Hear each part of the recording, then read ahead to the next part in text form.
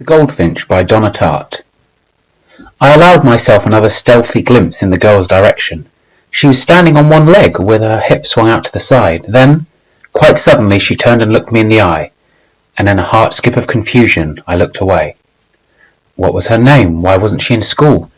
I'd been trying to make out the scribbled name on the flute case, but even when I leaned in as far as I dared without being obvious, still I couldn't read the bold, spiky marker strokes more drawn than written, like something spray-painted on a subway car.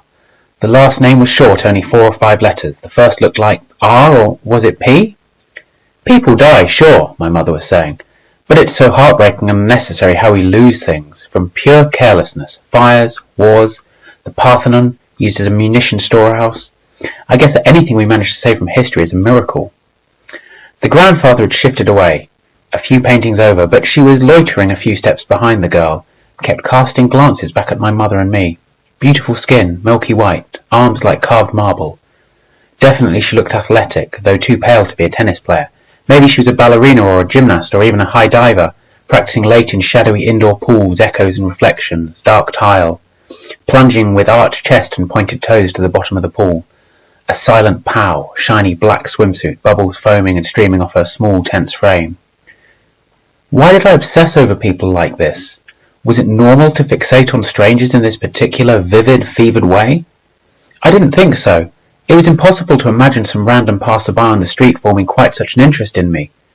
And yet it was the main reason I'd gone in those houses with Tom. I was fascinated by strangers, wanted to know what food they ate and what dishes they ate it from, what movies they watched and what movies they listened to. What music they listened to. Wanted to look under their beds and in their secret drawers and night tables and inside the pockets of their coats.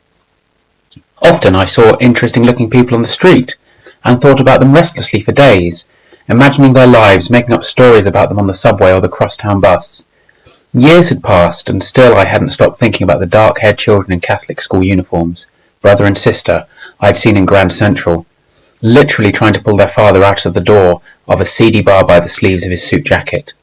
Nor had I forgotten the frail, gypsyish girl in a wheelchair out in front of the Carlisle Hotel, talking breathlessly in Italian in the fluffy dog in her lap, while a sharp character in sunglasses, father, bodyguard, stood behind her chair, apparently conducting some sort of business deal on his phone.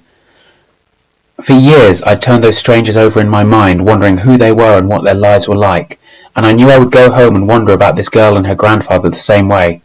The old man had money, you could tell from how he was dressed. Why was it just the two of them? Where were they from? Maybe they were part of some big old complicated New York family. Music people, academics, one of those large artsy West Side families that you saw around Columbia or at Lincoln Center matinees. Or maybe, homely civilized old creature that he was, maybe he wasn't her grandfather at all. Maybe he was a music teacher and she was the flute prodigy he had discovered in some small town and brought to play at Carnegie Hall.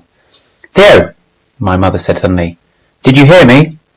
Her voice brought me back to myself. We're in the last room of the show. Beyond lay the exhibition shop, postcards, cash register, glossy stacks of art books, and my mother, unfortunately, had not lost track of the time.